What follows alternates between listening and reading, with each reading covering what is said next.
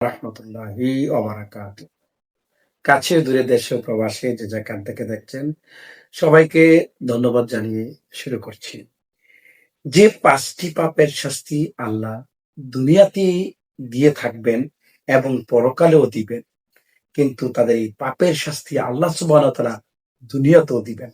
সম্মানিত প্রিয় দর্শক, প্রিয় মুসলমান ভাই বোনেরা, আজকে আপনাদেরকে এমন ৫ টি উম কাজের শাস্তি এমন ৫ টি পাপের কথা বলবো, যে পাপগুলো করলে আপনি দুনিয়াতেও শাস্তি পাবেন, আখিরাতেও শাস্তি পাবেন। যেকোনো পাপ আপনি দুনিয়াতেও শাস্তি পেতে পারেন, আখিরাতেও শাস্তি পেতে পারেন। তবে এই ৫ টি পাপ অত্যন্ত জঘন্য। সম্মানিত দিনী ভাইরা, ১ নাম্বারে হচ্ছে ওয়াদা খেলাপ করা। আমরা প্রতিনিয়তই বিভিন্ন সময় বিভিন্ন ওয়াদা দিয়ে থাকি, কিন্তু ওয়াদা দিয়ে আমরা ওয়াদার খেলাপ করে থাকি। সম্মানিত দিনী ভাইয়েরা, এই ওয়াদা আপনি যখন দেন, এই ওয়াদা যখন খেলাপ করেন, আয়াতুল মুনাফিক সালাসা রাসূলুল্লাহ সাল্লাল্লাহু আলাইহি ওয়াসাল্লাম বলেছেন যে মানুষের মুনাফিকের চিহ্ন ৩ টি। ১ নাম্বারে হচ্ছে যখন সে ইযা হাদ্দাসা কাযাবা, when he speak he tell lie, যখন সে কথা বলে সে মিথ্যা কথা বলে। রাসূলুল্লাহ সাল্লাল্লাহু আলাইহি ওয়াসাল্লাম বলেন যে যে অ ওয়া ওয়াইজা ওয়াদা আখলাফা, যখন সে ওয়াদা করে ভঙ্গ করে, সে ওয়াদা সে ব্রেক করে ফেলে, সে ওয়াদা ঠিক রাখে না। অউতিমিনা খানা, যখন তার কাছে আমানত রাখে, খেয়ানত করে।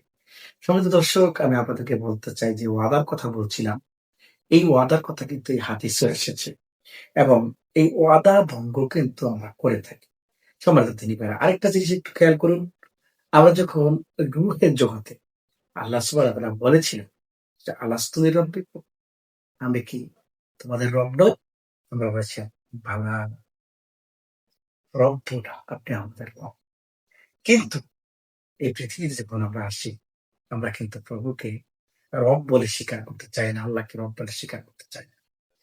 মাননীয় প্রিয় মা ও বোনেরা, আপনি একটু চিন্তা করুন, এখানেও কিন্তু আমরা ওয়াদা ব্রেক করছি। আরেকটু ভাবুন, আমরা টাকা ধার নিলে আমরা ওয়াদা ব্রেক করি, কথা দিলে কথা রাখি না। আজ মুসলমানদের কথা যে নয়, কি হয়ে গেল? আমরা আমাদেরকে কেউ বিশ্বাস করতে পারছে না। এগুলো কেন হয়? এগুলো হচ্ছে তোমার আচরণ। আমার যেই আখলাকে হাসানা থাকা দরকার ছিল, আজকে কিন্তু আমাদের আখলাকে হাসানা নাই। আমরা কিন্তু ধীরে, ধীরে একটা ফ্রড জাতি হিসাবে সমাজের কাছে, জাতির কাছে, মানুষের কাছে বিবেচিত হচ্ছি। আমরা যদি আজকে আমাদের ঐতিহ্য এবং ইসলামিক ভাবধারা, ইসলামিক রুলস অনুযায়ী যদি আমাদের লাইফকে লিড না করতে পারি, আমরা যদি জীবনটাকে ইসলামিক ভাবধারায় না চালাতে পারি, আমরা কিন্তু এই দুনিয়াও আমাদের জন্য অপমানিত হবে, লজ্জিত হব আমরা। আমরা ভালো জাতি হিসাবে এস্টাবলিশ করতে পারবো না এবং পরকালে আমরা জাহান্নামে যাব।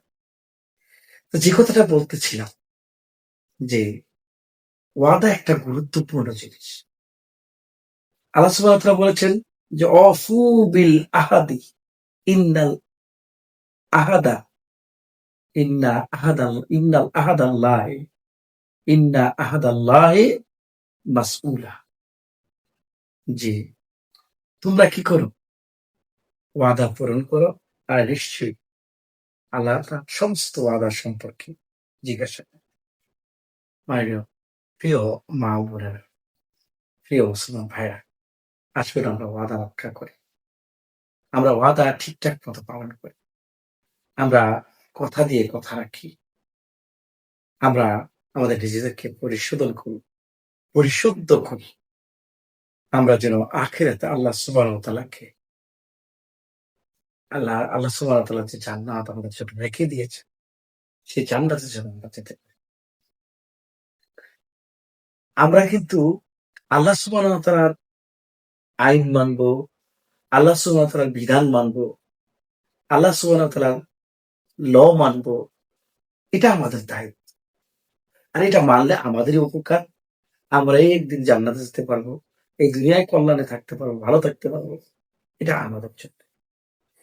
দ্বিতীয় নম্বরে যে পাপ সেটা হচ্ছে আল্লাহর বিধান ছাড়া অন্য কোনো বিধান দিয়ে বিচার করা। বিচার করাটা একটা গুরুত্বপূর্ণ কাজ এবং এই বিচারের কারণে আপনি সম্মানে হবেন, অপমান হবেন। আপনার কিছু দায়িত্ব আল্লাহ সুবহানাহু ওয়া তাআলা দিয়েছেন, ওই দায়িত্ব সম্পর্কে আল্লাহ জিজ্ঞাসা করবেন আপনি কেমন করে দায়িত্ব পালন করছেন। আল্লাহ সুবহানাহু ওয়া তাআলা বলেছেন ইনিল হুকমু লিল্লাহ, অর্থাৎ সকল বিধান হবে আল্লাহ। আপনি যে বিচার করছেন সেই বিচার হবে কোরআন দ্বারা, সুন্নাহ দ্বারা, আদর্শ দ্বারা, হক দ্বারা, হক চিন্তা দ্বারা। ইমামুন আদিল হতে হবে। ইন্নাল্লাহা ইয়া'মুরু ইন্নাল্লাহা ইয়া'মুরু বিল আদলি ওয়াল ইহসান। আল্লাহ সুবহানাহু ওয়া তাআলা আদালতের কথা বলেছেন, আদলের কথা বলেছেন, আদলের নির্দেশ দিয়েছেন, ইহসানের কথা বলেছেন। আজকে আমরা ভুলে গেছি মালিকের সেই নির্দেশ। আপনি ইমামুন আদিল হলে আরশের নিচে ছায়া পাবেন। রাসূলুল্লাহ সাল্লাল্লাহু আলাইহি ওয়াসাল্লাম বলেছেন সাবআতু ইয়াযিল্লুহুমুল্লাহু ইল্লা যিল্লাহ লা যিল্লা ইল্লা যিল্লাহ। সেদিন কোনো ছায়া থাকবে না, একমাত্র আরশের ছায়া থাকবে। সে আরশের নিচে এক নম্বরে যারা স্থান পাবে তারা হচ্ছে ইমাম আদিল, যারা ন্যায় বিচার। আপনি যদি কোরআন দিয়ে, সুন্নাহ দিয়ে, নবীর আদর্শ দিয়ে বিচার না করেন, সে বিচার আদল আপনি সঠিক বিচার করতে পারবেন। এজন্য আল্লাহর বিধান দিয়ে বিচার, হুকুম চলবে আল্লাহর, আইন চলবে আল্লাহ, বিধান চলবে আল্লাহ। মানব রচিত বিধান দিয়ে কোনোদিন আপনি ভালো কিছু করতে পারবেন। যে মালিক আপনাকে সৃষ্টি করেছে, ওই মালিক বিধান দিয়েছে, ওই বিধান অনুযায়ী যারা আদালত স্থাপন না করবে, মীমাংসা না করবে, ইসলাহ না করবে, বিচার না করবে, তারা এই দুনিয়াতেই শাস্তি পাবে, আখিরাত পাবে। যে কথাটা বলতে চায় প্রিয় মুসলমান ভাই বোনেরা, বিশ্বনবী বলেছেন ওমা লাম তাহকুম আইম্মাতাহুম বিল কিতাবিল্লাহ, যারা আল্লাহর কিতাব দ্বারা বিচার করবে তাদের উপরে শাস্তি নেমে আসে। এই জন্য আমার ভাইরা আল্লাহর বিধান দিয়ে বিচার। ৩ নম্বরে যে কথাটা বলবো, কোন জাতি যখন বেবিচারে লিপ্ত হয় সে জাতির উপরে গজব নেমে আসে। আল্লাহ সুবহানাহু ওয়া তাআলা বলেছেন ওয়ালা তাকরাবুজ জিনা, তোমরা জিনার কাছেও যেও। প্রিয় দর্শক, প্রিয় মা বোনেরা, আমরা তো বেবিচারী না। মুসলমান বলেন, পুরো জাতি যেন একটা পশুর মতো হয়ে গেছে, মানুষ যেন পশু হয়ে গেছে। শিশুর আমিষ মানুষ থেকে মুক্ত পায়, খায়না থেকে মুক্ত পায়। খায়না নামক মানুষ এগুলো, হাইওয়ান জানোয়ার এগুলো। এই মানুষগুলো যেন বেপরোয়া হয়ে গেছে। যারা বেবিচার করবে দুনিয়াও শাস্তি পাবে, আখিরাতেও শাস্তি পাবে। প্রিয় দর্শক, এই জন্য আমরা বেবিচার করবো না, বেবিচারের কাজ হচ্ছে পর্দা মেনটেন করে চলবে। প্রিয় ভাইরা, পর্দা একটা গুরুত্বপূর্ণ জিনিস। আল্লাহ সুবহানাহু ওয়া তাআলা পর্দার বিধানকে ফরজ করেছে। পুরুষের যেমন, মহিলাদের যেমন পর্দা রয়েছে, পুরুষের পর্দা রয়েছে। সূরা নূরে আল্লাহ সুবহানাহু ওয়া তাআলা বলেছেন মুমিনদেরকে যে তোমরা তোমাদের চক্ষুকে অবনত রাখবে। আবার মহিলাদেরকে বলেছেন তোমরা তোমাদের চক্ষুকে অবনত রাখবে। রাসূলুল্লাহ বলেছেন যে রাসূলুল্লাহ সাল্লাল্লাহু আলাইহি ওয়াসাল্লাম তার স্ত্রীদের পাশে, তখন তার স্ত্রী এসেছিল, একজন অন্ধ সাহাবী এসেছিল। তখন তার স্ত্রীদেরকে বলল তোমরা ঘরে যাও, আড়ালে যাও। তখন তারা বলবে সে তো দেখে না রাসূল। রাসূল বললেন তোমরা কি দেখো না? সুতরাং বোঝা গেল উভয় পর্দা মেনটেন করতে হবে, শালীন থাকতে হবে, সুশৃঙ্খল থাকতে হবে। সম্মানিত দর্শক, ৪ নম্বরে যেটা বলবেন, মাপে যারা কম দেয় আল্লাহ সুবহানাহু ওয়া তাআলা তাদের দুনিয়াও বিচার করবে, আখিরাতেও। এজন্য ওজনে কম দেয়া যাবে। আল্লাহ অসংখ্যবার কোরআনে কারিমে বলেছেন যে তোমরা কিস্তি স্থাপন করো, ওয়ালা তুখসিরুল মিজান, ওয়াকিমুল ওয়াজনা বিল কিসতি ওয়ালা তুকসিরুল মিজান। ওজনে কম দিয়ে। এই যে মানদণ্ড আপনাকে সঠিকভাবে দিতে হবে। আপনি বেশি আনতেও পারবেন না, বেশি দিতেও। এটার নাম ইসলাম। Islam is complete code of life. এই জন্য যারা ওজনে কম দিবে, মাপে ভেজাল দিবে, তারা কিন্তু শান্তি পাবে না এই দুনিয়াও, শাস্তি পাবে আখিরাতে। ৫ নম্বরে যেটা বলে শেষ করব, সম্মানিত দর্শক, যারা যাকাত দিবে।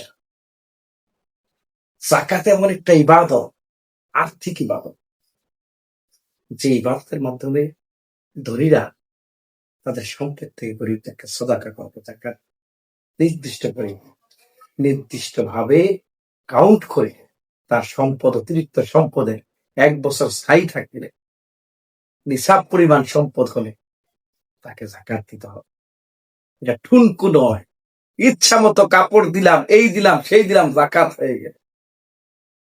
প্রিয় ভাইরা, যাকাত তো সম্পর্কে বিস্তারিত আলোচনা করবো আপনি ভিডিও, কিন্তু যে কথাটা বলতে চাই, এই ৫টা কাজ অত্যন্ত জঘন্য। যারা এই ৫টা বিধানকে মানবে না, কাজকে, এই ৫টা পাপের শাস্তি কিন্তু আল্লাহ সুবহানাহু ওয়া তাআলা দুনিয়াতে দিবে এবং আখিরাতে।